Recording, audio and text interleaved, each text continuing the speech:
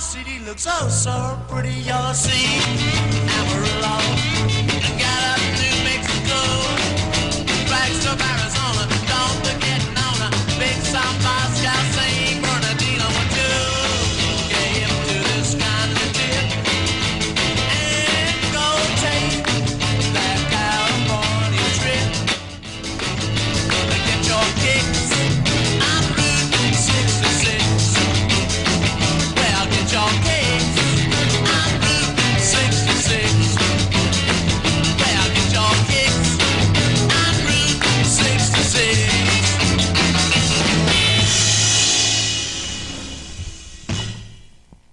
Hey, this is Robert Porter with the I Love San Bernardino County radio show on KCAA NBC 106.5 FM, 102.3 FM, 1050 AM. We are here to talk politics, history, culture, and whatever else you'd like to talk about in San Bernardino County. So, if you would like to speak on something, give me a call right here at KCAA 1-888-909-1050, 1-888-909-1050.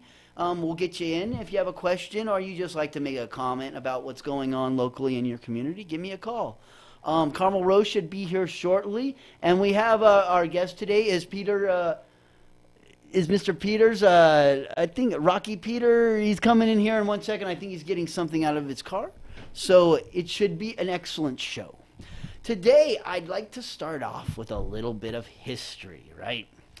So I have a few books here, and it's kind of like the naming of different areas. So I thought I'd read why they call Del Rosa area Del Rosa.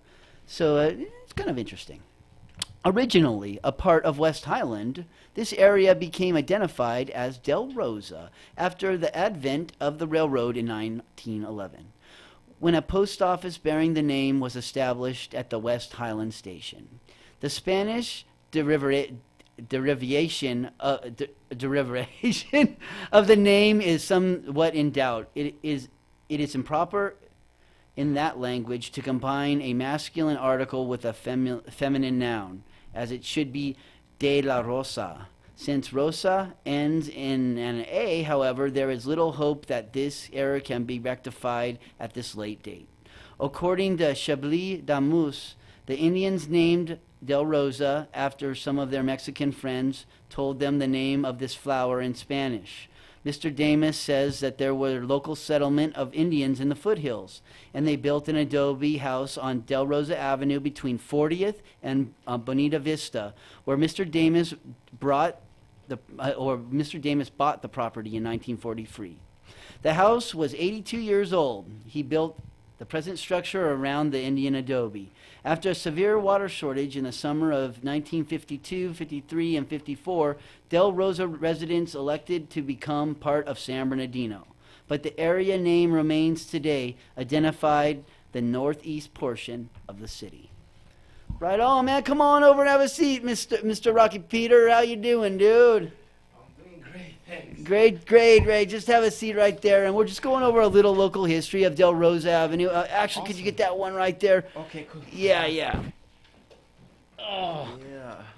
So basically, Del Rosa Avenue. There's actually two Del Rosas in San Bernardino, like streets. Wow. An older one and then a main one, and I was like, why do they name those things? So someone gave me this book called Guideposts to History, and it has why in San Bernardino County we named our streets and why they have those names. So, I mean, there's everything from Arrowhead Avenue, Wow.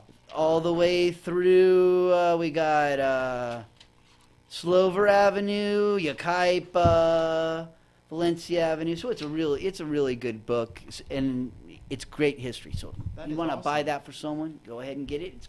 It's made by Santa Fe Federal Savings and Loans, and you probably would have to get it on Amazon as a used book. Wow, that's cool. Yeah. What is it called again? Guideposts to History. Guidepost to History. And Concerning Origins of Place and Street Names in San Bernardino County by Elizabeth W. Richards. that is awesome. Yeah, it's obviously like the names are a tribute to people that contributed massively to the society. So it's pretty good to study those who have come ahead of us and have done And a then you whole lot understand for us. why that street's called Valencia Avenue or Del Rose Avenue or Waterman Avenue or Yes. Highland. And Fantastic. it's and even things like baseline. Uh-huh. Like, why would they call baseline baseline? Well, that's Uh-huh. because it's the baseline Meridian of the map making of San Bernardino for our survey lines, right? Wow. So there actually used to be like a survey. Well, there still is a survey point at the top of one of our highest mountains, and then baseline comes directly down all the way across the whole, all the way. Basically, it goes all the way down to the to the ocean. Oh, you know, Ah, I was Come on, Carmel, we got your spot over well, I here. didn't want to get in the middle. You guys. Yeah, it's only your show. What's your name? Carmel. Carmel. I'm Rocky. Pleasure to meet you. Nice to meet you. Yeah. Right on, right on. So we got Carmel Rowe in the house. You're out taking care of your kids? Oh, I fell asleep. You fell asleep? I was so tired. My kid didn't even go to karate. I laid down.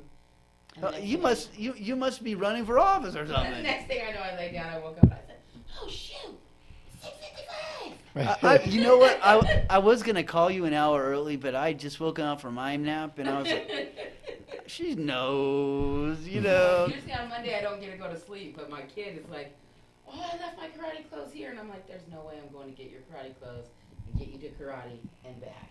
Yeah, I did hear some feedback from one of our best listeners, Jim over there in Arrowhead Farms, and he says that we need to speak not too closely into the mic, but just far enough away from the mic to let them be able to hear us, because a lot of times they can't hear what we're saying. So we got to try to get close to at least, like, decent. Like this? Yeah, yeah. So Yeah. maybe That's cool. maybe I should listen to our shows afterwards more often. But like, I swear, it's so hard. I'm so I can't critical. ever find them. I'll post them. I'll just tag you in them. Well, like if I try to go to KCAA.com, where I thought you just click the link to They're watch all them. they're all on YouTube. Go to KCAA on YouTube. Oh, see, I go to the KCAA homepage. You can do that too, but it's a little bit longer. But just go to KCAA YouTube, and they have all of them on there. Okay, now I know. Cool. And any of you can go back and check out our old episodes. Like, for example, we found out we had council people listening to my birthday show. Wow. Yeah, San Bernardino City Council loves our show with Yes. all their heart, and they love San Bernardino too. So cool that they listened, right? I mean, Oh, I'm thrilled. I've been loving the fact that we were listened to last week by a council member. yeah, and they Oh, yeah, it's live. And the positive stuff that they say about us, just it really touches my heart, and I just want to say thank you. Oh, that's awesome. Because you got to thank even your haters, right? This Oh, is we're true. live right now. All right. Well, wait. Before we go into, I got a little science. You down for a little science? Yeah, I like science. sure. All right. Well, this is because I know you all know what a Uh-huh. dandelion is, right? And right now we are seeing all kinds of dandelions bloom, right? You see the yellow flowers, and then what does a dandelion produce after it's done flowering? That pollen. That little seed pod, right? Yeah. That you blow and make a wish, right? So you all know what well, you can also that little stem on that dandelion is hollow, right? So as kids, we used to like blow on them and make. Oh, you were pretending like you were smoking, Robert. Like no, well, it sounds like a little trumpet. It's like, Oh. but you can also use it as a straw. You get the milky stuff out because it tastes bitter. But then you can also use it as a really cool natural straw too for like the holidays. Now the bitter taste inside the milky substance and the bitter taste of the dandelion is it's not poisonous. So what we tend to do as humans is we've gotten away from the bitter herbs and greens. Now in the past that was the medicine, but it's bitter, right? So we have not grown accustomed to eating those types of foods. So when we eat dandelion, a lot of times we cringe, right? So to prevent that cringing, what you do is you take the leaves of the dandelion and the flowers if you want, and you parboil them in hot water. So you boil them up, you wait for the water to change color, then you change it. You boil them again. You wait for the water to change color, you change it again. By the third time or the second time, it's usually the greens are good enough where you don't taste any bitter at all, and you can eat them just fine. But beware, you're taking the medicine out when you take the bitter out. So if you're So hungry, you can eat dandelions. you can eat dandelions. Yes. I'm gonna go eat one. Yeah. And Just to eat one. and you can eat the root. I mean, you can make What? teas. You can.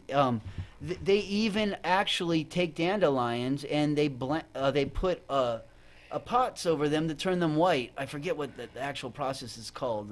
Everyone, it's a special process, but they'll turn the actual vegetables or whatever white, and it's supposed to taste a little different. But they have everything in this book. So and even how to identify the different types, because there are similar flowers to dandelions that look like them, but some of those are edible too. And they're usually bitter. Yes, they're usually bitter. Now, but that's not all. Not all No, greens are bitter. I used to eat bitter. Have you guys heard of bitter leaf? It's just called bitter leaf. No.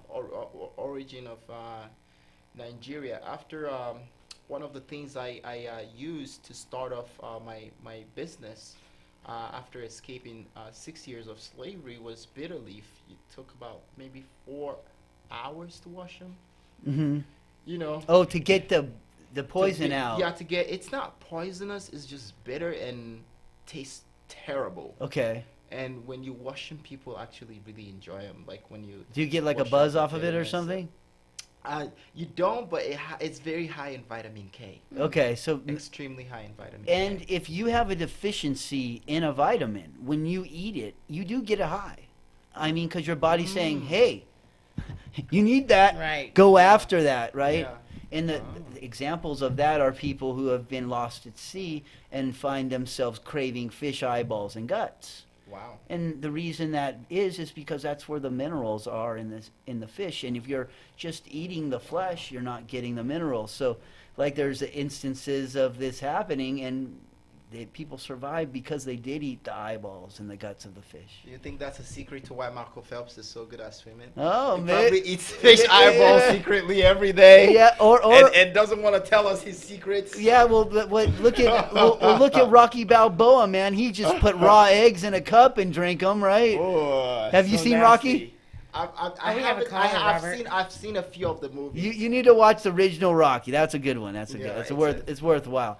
All right. Well, you already kind of got into what your little life story, a little life story, a huge life story, and I wanna you hear just it. yeah, you just threw out slavery out of nowhere. Like our listeners, like, wait a second, this guy just like pretending like what? No, like let's. Oh shoot! All right. Oh, we got a caller. Caller, state your name. Yeah, Paulo. Oh, what's up, Paulo? What are you doing over there, man? Yeah, I'm just calling down from the mountains to make sure you guys aren't going to be swept away by the giant snowstorm. Oh, is there a big snowstorm coming into San Bernardino County? Well, no, they'll chemtrail it out of here, you know. Yeah. Yeah, I love the picture of you giving Mrs. Margaret Hill a kiss, Robert, and I would love for you to have her as a speaker. She hired me in teaching in 1983, and I don't know anybody who's contributed more to San Bernardino than Margaret. I think that would be outstanding. Think about that. Thank you, Mr. Paulo, and it's hard for me not to call him his real name, but like Margaret Hill. Thanks for calling in, dude. I appreciate it, Okay. man. Come, Have a good day. come hang Thank soon. you. So I saw Margaret Hill at the State of the City address, and Margaret Hill is like the grandmother or the mother of San Bernardino, and she really has gone out of her way to help kids, The children. yeah, and especially children The that misguided. yeah, children. the ones that aren't on the right path, but still have all the potential of being a great citizen Anything later they wanna on. be. Wow. And a lot of them find out later on that woman that was a little bit hard on them, but cared and loved them to death, is their mentor now, and they love her so much. And then when they see her, it's just like seeing like a star. Wow. And like it's like that. Now I didn't go to school with Margaret Hill. I met her during my political stuff lately, right? Yeah. But she still treats me like one of her kids. Wow. Gives me good advice. Like in her advice about politics is stuff like you catch more bees with honey, things like that. real positive things. Wow. And when she goes after somebody, she tells them the truth, but she chills out, right? She's not like me and no Carmel. Like Not like we me we at keep all. hitting them. I think it's because she's banged her head too many times before, and she learned that you just have to have patience. But so whenever I think that I'm getting overwhelmed, I start saying, "Oh, Margaret Hill says catch more bees with honey," Wow. and then I do it. Wow. So she's a great woman. But the best part about that State of the City address was so I'm sitting there and I see Margaret Hill and I want a picture with her. But then I see Eloise too, and I was like, well, I should get a picture with both of them, right? So I hit up Daryl, Eloise's assistant, and I said, hey, can you take a picture? So I get in line, and I have to be loud because everybody wants a picture with everybody. Yes. But Eloise Reyes, the assemblywoman, wants a picture with Dr. Hill. She goes, hey, let's give her a kiss. Right, and I'm like, I couldn't. I'm like, why didn't I not think of this, right? Yeah. So she sets it up, getting the kiss ready, and as I'm ready to give her a kiss, the mayor of San Bernardino's in the background asking me to take a photograph for him. Oh, so boy. he's in the background coming in, and we're both giving Margaret Hill a kiss, and she's got the best smile in the world. It was like, wow. I didn't see that. I have to go see It's that. my profile picture right now. So it was a lot of Margaret Hill. fun, and it was good to also see Manel Iskander, someone who loves San Bernardino and owner of the Green Shack Deli, receive Woman of the Year. She deserves it. She's such a hard worker. She really, really goes above and beyond for the people in this community, giving opportunities, whether it's filmmaking or radio or food. I mean, and she employs people. So I just want to give a shout out to one of my good friends and my mentor, Manel Iskander from over there, San Bernardino's Woman of the Year. Woohoo! Pretty cool. Okay, dude. Is it okay if I capture you? Say that again to my friends on Instagram. You Your shout out for Margaret Hill or what? For what? Yeah. We love Margaret Hill. Yeah. Shout out to Margaret Hill, and we're here on 102.3. I love San Bernardino County Radio Show. I love San Bernardino County Radio Show. All right, Mr. Rocky. All right, you can't just throw out that you were a slave, right, and not give us some more information on this. Now, when you mentioned this to me, you've already accepted and gone through the PTSD and all that stuff, right? So you can talk about it now. But for me, I was like, what? It kind of got me a little bit. So please start from the beginning in Nigeria as a slave. Well, it's a very long story. Well, give it a little speed, love. Yeah. It's a very, very long story, but I think I'm more like a musician, a singer, but I'm gonna try to break it down as easy as I can through a poem. Okay. And okay, let's hope this works. This is my story, not for my glory. Aspire to inspire is the reason why I do this. I was born in America, but abandoned in Africa. When I was 2 years old, Mom and Dad hit the road. Though my older brother died, I found a way to stride. I grew up in the streets, digging trash for food to eat. Life was crude, I was nude, hiding pain in happy mood was my coping attitude as I traced my latitude. When I was 5 years old, I was wise with my eyes. I was leaping like the frogs and avoiding dealing drugs, escaping thugs, malaria bugs tried to take my life, but I was strong. Strong in my song. When I was 8 years old, I was a slave. For 6 years, I was a slave. Thank God I'm not engraved. Singing songs every day somehow took the pain away. If you feel some kind of way and it hurts to the bone, lose yourself on my song. Here with you, you're not alone. Wow. Good. Thanks. That remembered is it all. powerful. Thank you. So what you're saying, you were born in the United States at 2 years old. You went back to Africa. Your parents Yes. took you there to live or to visit? Yeah, I think the intent was, I don't really know. I've heard multiple stories of what Okay. the intent was. But my parents, my father came out here when he sold his company. He was an engineer, and the heir to, he was the prince of Bida. My grandfather was a king for many years before he passed. And my father sold his company and came out to the United States of America to, live a better life and stay away from his father while his father was still alive, and he wanted to do his own thing. So when he came out here, he kind of, I would say lost his way in a way, because he had a lot of responsibilities as a prince that he's supposed to be taking care of his father's things that his father has accumulated over the years.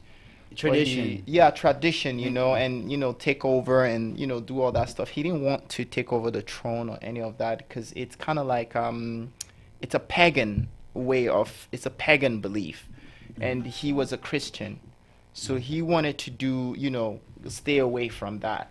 So and so he came out here. He got married. He married my mom, who is also a Nigerian, and they had kids, and they got in a fight or whatever, and he decided they're gonna go home and go settle their differences.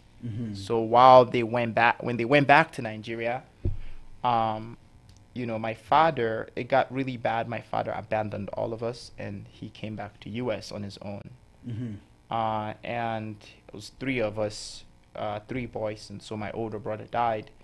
I'm sorry. Rest in peace. How about we dedicate this show to your brother? Yeah, I mean, it's been a while, so, but, but it's fine. Yeah. We can dedicate it to him. Yeah, definitely. Yeah, right Thanks. on, right Yeah. on. All right. Yeah, so, so my younger brother and I, we survived in the streets, eating food from trash cans, drinking water from stagnant water from potholes. We roamed the streets with the poorest of the poorest kids, known as the Almajiri kids in Nigerian society. And those are the kids that we went around with bowls of plate. We didn't really beg for money. We mainly begged for food, because we were that hungry. We had no shoes, no shirts. Most of the time we were naked, and when we had shorts, you could see our butt hanging through the, wear. Real poverty. Real abject poverty. And but that experience taught me a lot, and I started singing when I was 5, and I didn't really know that it was a talent, but whenever I sang, a lot of people gathered and watched me sing just a cappella, but I did not know it was a talent. I wanted to be a doctor because there was a time I almost died as a kid. I had many experiences like that, but this one particular time, a doctor saved my life, which is very rare. I know that's crazy to say, but the type of environment I grew up in, if you didn't have money and you were that sick, you were just gonna die. So so it is very rare to be treated medically when you're that poor. Yeah, that poor, and you get bitten by a mosquito, and a lot of people die from malaria, which is an easy fix, something that can be easily cured, but people who don't even have the money to catch a bus to go to the hospital, which is usually very far from the village. I remember my mother, she walked for so many hours, piggybacked me on her back, which also is rare because my mother has like an instability in her mental imbalance. And this particular time, when she has her mind together, she's the best mom anyone could ask for. But for the most part, she wasn't always there, which is why my younger brother and I went in the streets. But she noticed that, something was wrong, and that, my life was at the edge.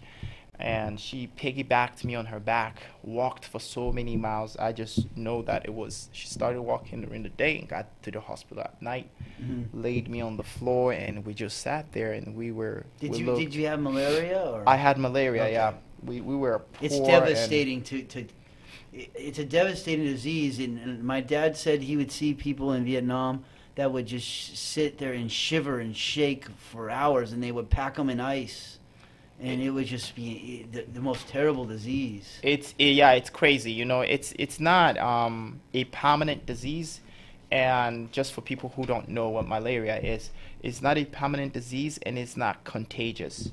it can be cured. It's transmitted You by know, mosquito, it's by transmitted mosquito or by- blood transfusions. Yeah, exactly. So, but luckily enough, a doctor saw us and he just noticed how poor we looked, and he knew there was no way these guys could afford, there's no way they have the money for treatment. So he helped us. He gave us money, took care of us, gave us money for transportation, and that hit me so hard. I wanted to be just like that man. I said to myself, when I get older, I want to be just like this guy. I want to heal people. And thus I started developing interest in science, and which is why I graduated from UC Riverside with a degree in biological sciences. Okay. So eventually you make it here to the United States. Yeah, I make it here to the United States. And you went to college. You're fulfilling the American dream, but Yes. but you're gonna heal people with music, huh? Exactly. So, but I've been singing my entire life, and I realized that, the medical field, although I could heal people with that, but music is actually my gift. It's something that's been given to me naturally, even though I've worked hard at it, and I've been writing my own music since I was 9. It's the natural gift that I could use to do exactly the same thing. For example, last night I was in LA, Skid Row area till like 4 a.m. singing for homeless people. Mm-hmm. And, even though I've had opportunities to sing in the Rio Olympics in Brazil, get on American Idol, my next 3 shows after the one I'm doing in Norco on May 12th, in Texas. Oh yeah. Before we move on, Yeah. you have a show May 12th. May 12th, I'm doing a concert. May 12th at 8 p.m. is a benefit concert. It's free of charge to the public. I'm collaborating with Norco, and me and my band are going to put on an amazing show. And shout out to Norco College for the opportunity.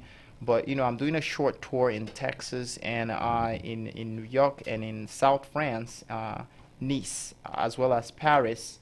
But I don't let the opportunities that my fans are giving me get to my head, and I try to focus on the most important reason why I do music, which is to heal people. And I get that feedback. If you go on my Instagram and you listen to some of the homeless guys or people that are not homeless talk about what they felt when they listened to my music, and I don't tell them what to say. You just ask them, how did that make you feel? And it's very consistent with the reason why I do music, which is to use it to liberate people of their pain and to heal people. So do you have any music to heal us with today, sir? I have a song that I gave your engineers called Good Day. And I actually wrote that song when I was homeless after graduating college, because I'm independent here in the United States and didn't have family here. I was actually in the streets for a very long time. So the music video narrates a story of how I overcame homelessness. I used to pick water bottles 8 hours a night, and early in the morning I'd go sell the water bottles, and I saved my money. I registered for a gym membership, and I took my showers in the gym, washed one cloth at a time, and dried them in the bushes. It's a pretty interesting music video. In the beginning, it shows how I woke up home. I go to sleep homeless, and in my dream, I'm doing all these big things, like my face is on billboards everywhere, and it's all a dream. And then I get this golden ticket on American Idol, and I'm traveling, I'm playing shows, and I'm selling out arenas, and then the end of the video, and I wake up and it's all a dream, and I'm still homeless. But I smile and I say, it's a beautiful day. It's a beautiful day because, I choose to forget my trouble. And I think it's a beautiful day. It's always a beautiful day when we choose to forget the imperfections that we feel that we have.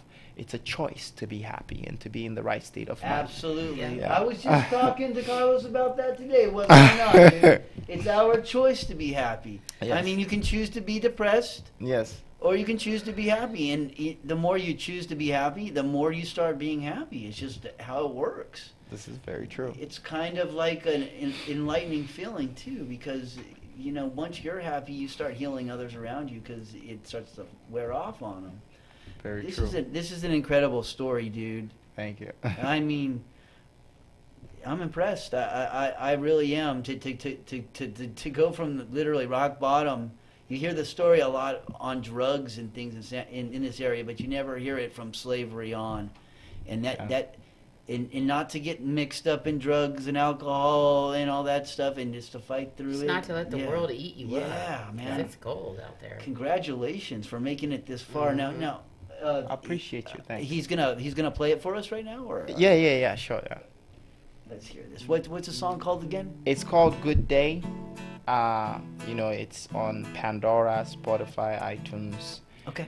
YouTube. Yeah, and here it is.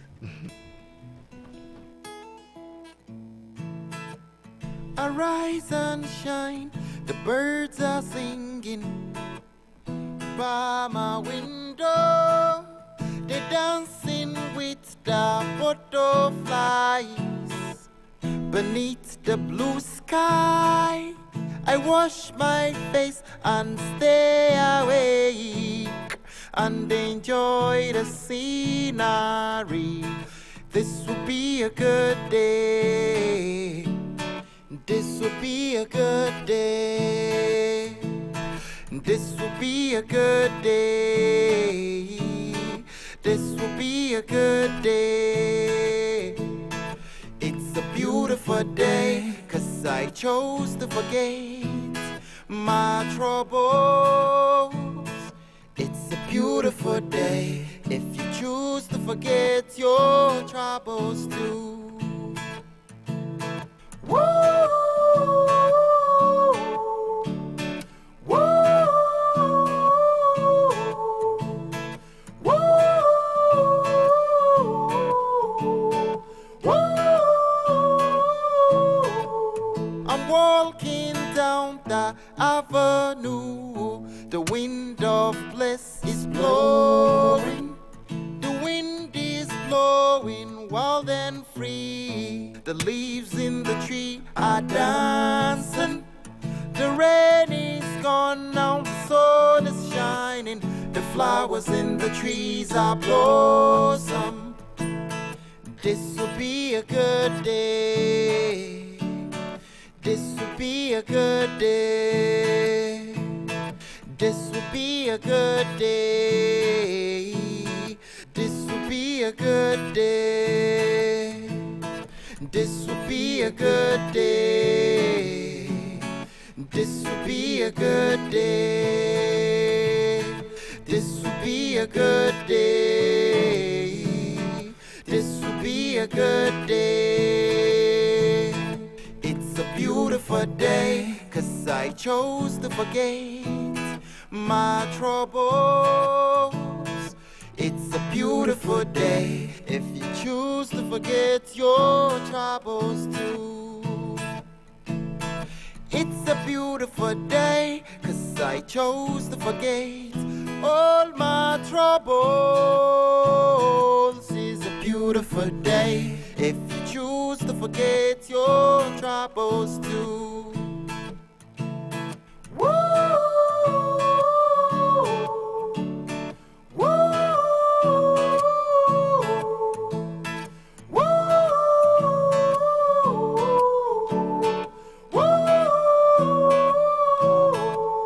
I work to the lights.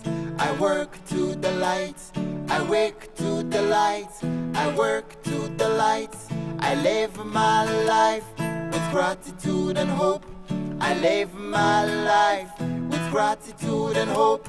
I wake to make you happy. I work to make you happy. This will be a good day. This will be a good day. This will be a good day. This will be a good day. This will be a good day. This will be a good day. This will be a good day. This will be a good day. This will be a good day. This will be a good day. This will be a good day.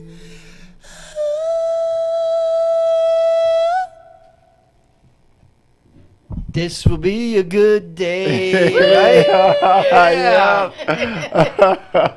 Is this a good day so far? It's a beautiful day. Yes, Thank it you. is. Yeah. We got it on the radio even, It's- right? Yeah, hey, it's an absolute pleasure to meet you both and to to be here. It's a beautiful day. I feel your energy, your positivity, and I really appreciate you guys having me on. I have a question about your grasp of the English language. Yeah. Okay, so I'm a poet myself, and Uh-huh. I've published some of my books and my poetry. Awesome. When I noticed that you said the leaves dancing, Yes. and there's another word, quaking. They call it that leaves are quaking, and the one that I choose to use. But Yeah. dancing is a beautiful way to say it, Yeah. because quaking refers to earthquake, Yes. movement of it. But the leaves dancing, it just, to me, I just seen a bunch of, to be honest, I saw a bunch of marijuana leaves dancing. But still, Hey, whatever makes you happy, well, the word, the dancing of the leaves Yes. made me happy. I love it. I love it. Yeah. I think perspectives. That's what poetry is about, right? Yes. The way we all interpret things are different. I learned how to speak English in the streets, and you were asking about my Okay. grasp of the English language. The type of education I had when I was a kid was not the very best quality education. So in order to learn English, I would walk out in the streets and ask random kids that went to better schools and were taught the language well, and I would ask them to teach me. English is my third language. So How many languages are spoken in Nigeria? let's see, Nigeria, like there are a lot of languages, like probably a little over 100 languages. See, most people aren't aware, in a lot of countries, they don't necessarily all speak the same language. No. They're, like here, it's a rarity. We actually don't just speak English, though, here. We speak almost every language in the world. This is very true. This is one of the beauties of this country, and you see, it's very symbolic. The beauty of this country is symbolic on a global platform. When you watch the Olympics, you see that we're just good at everything. We're kicking everyone's behind at everything because we have everyone. I always tell people that the land of immigrants, and then add the Native Americans in there, and you have a very strong core people. Yes, our differences certainly makes us very strong in this country. So what languages did you speak in Nigeria? My first language is Hausa.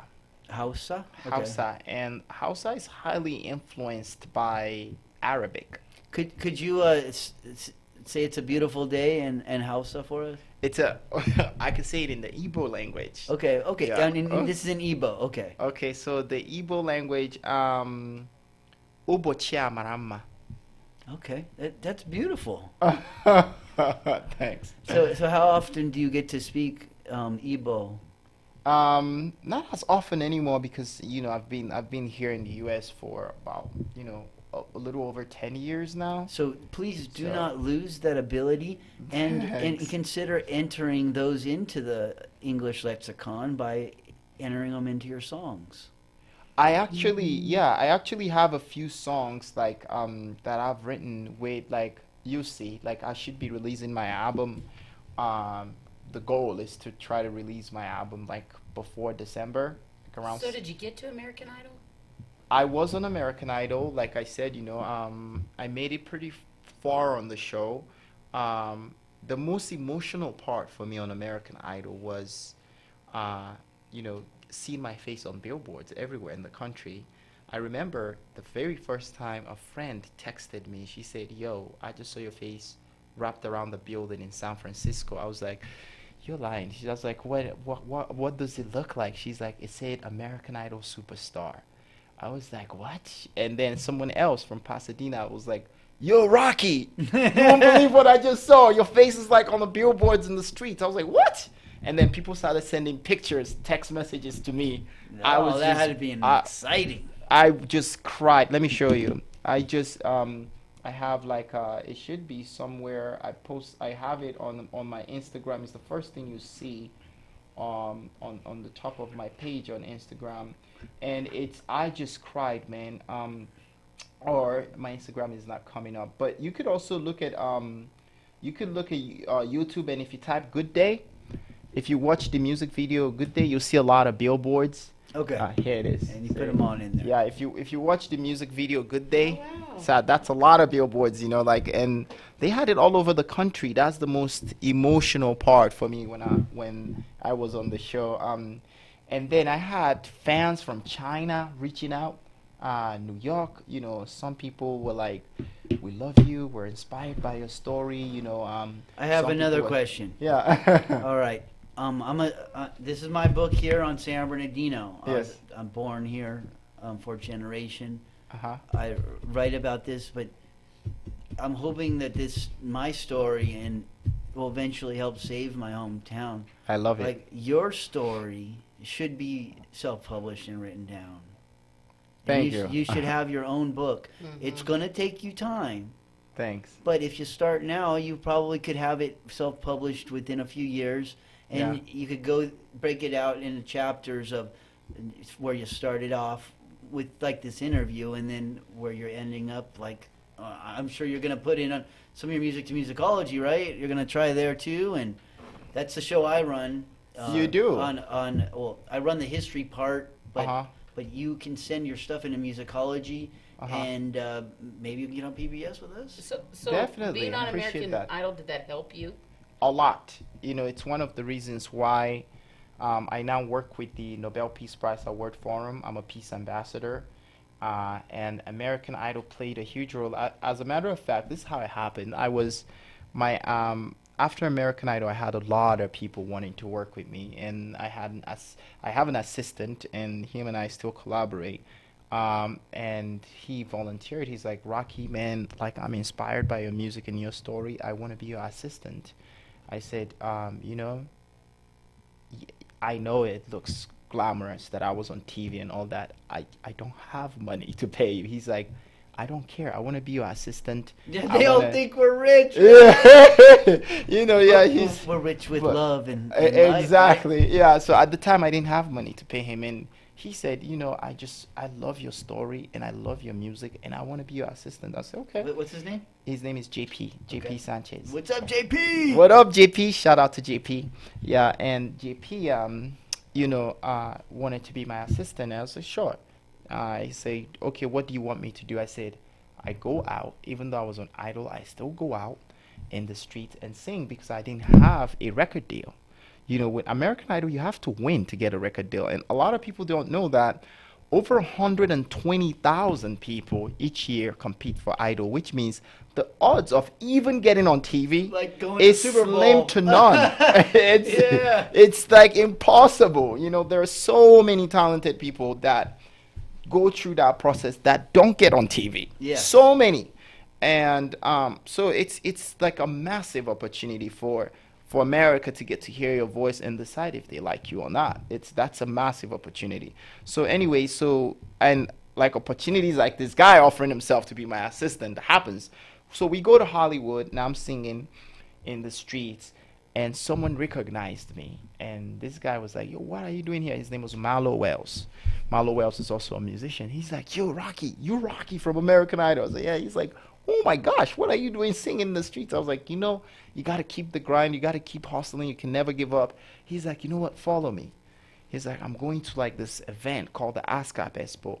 I was like, "I've heard of the ASCAP Expo. That thing is expensive. It's like $500 to get in." But we were dressed. Me and my assistant were well dressed. He's like, "You guys will fit in, man. You're well dressed." We go. He's like, "Rocky, just pull out your guitar and start playing, and no one is going to kick you out." We get in there.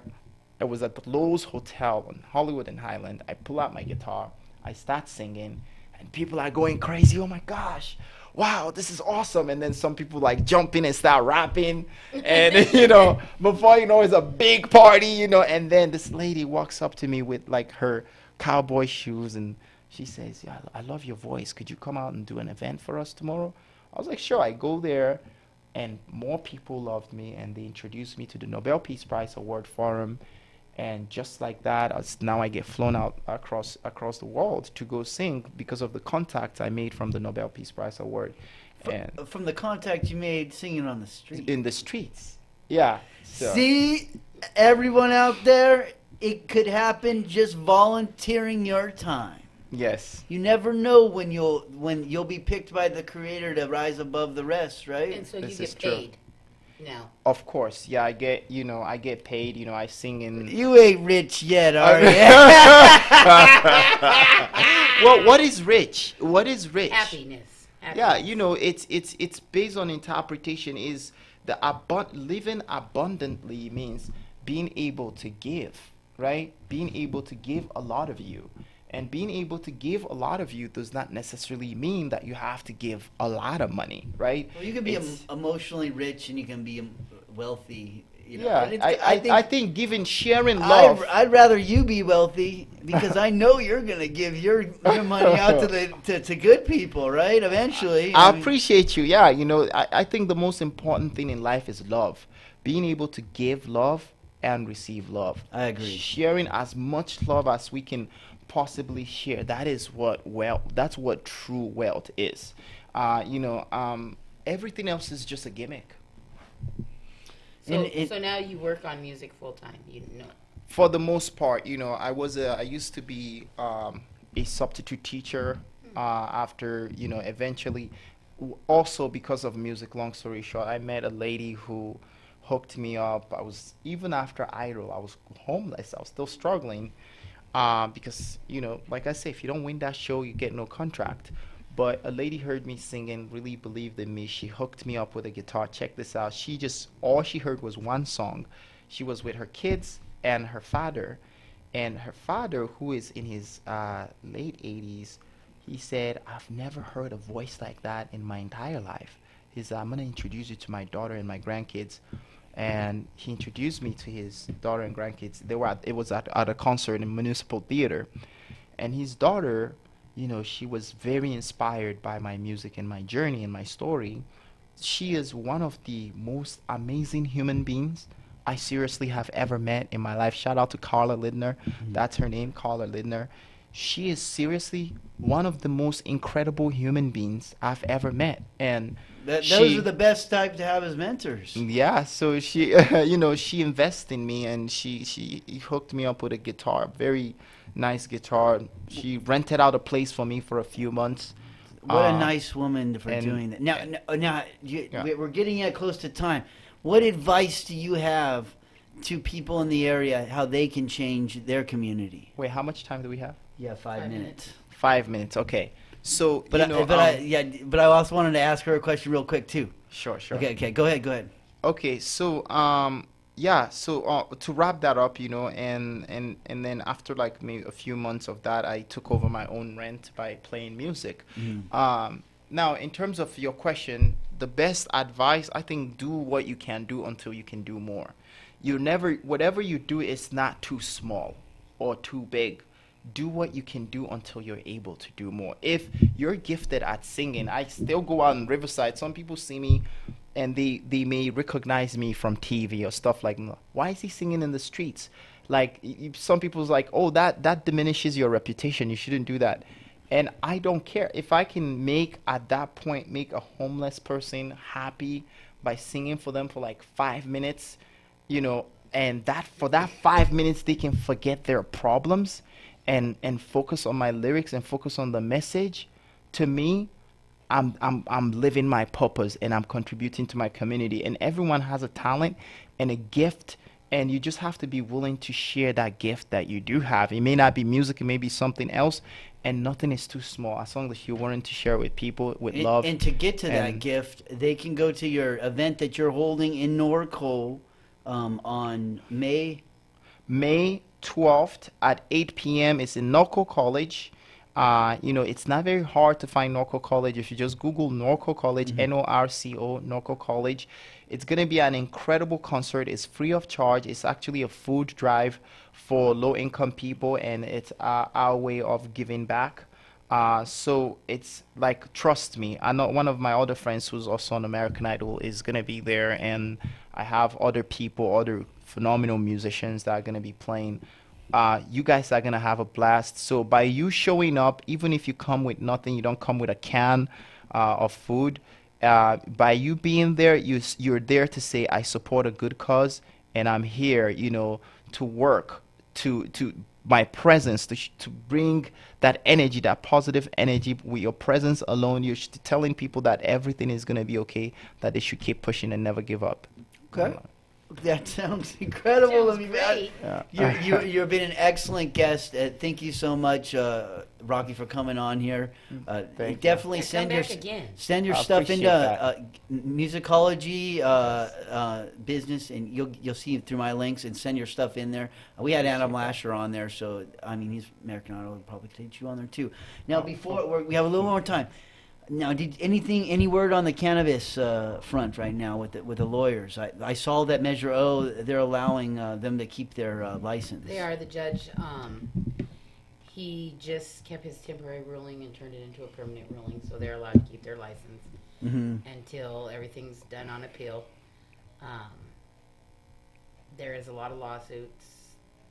I was real happy because the judge knew I was running to be the mayor. He says, Miss Rowe? And I said, yes. And he said, are you running to be the mayor? I said, yes, I am. And I was feeling like I was on top of the world, because how did it get up to the judge, right?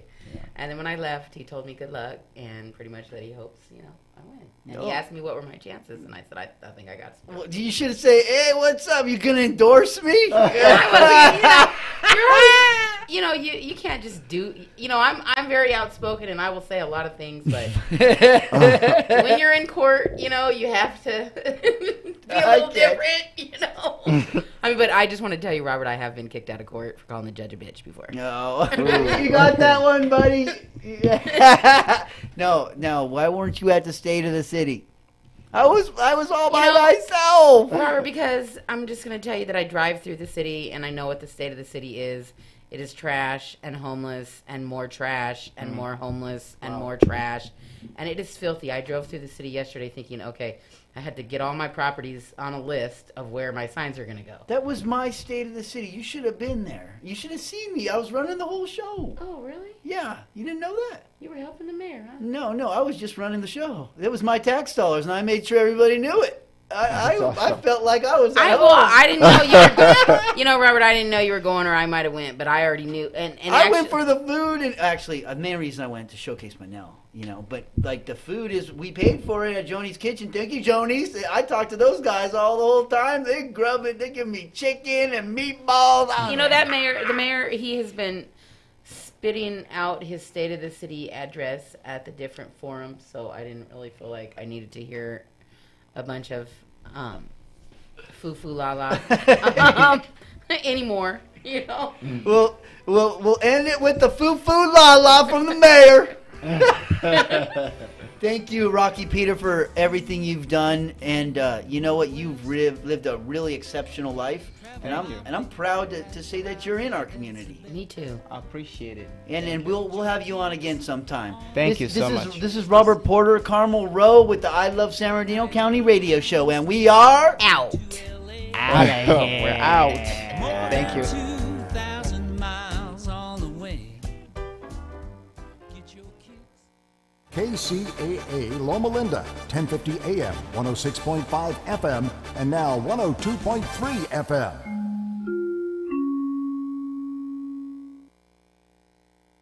Did you know that every dollar you put into a piece of real estate makes you money 5 ways? Cash flow, money in your pocket each month.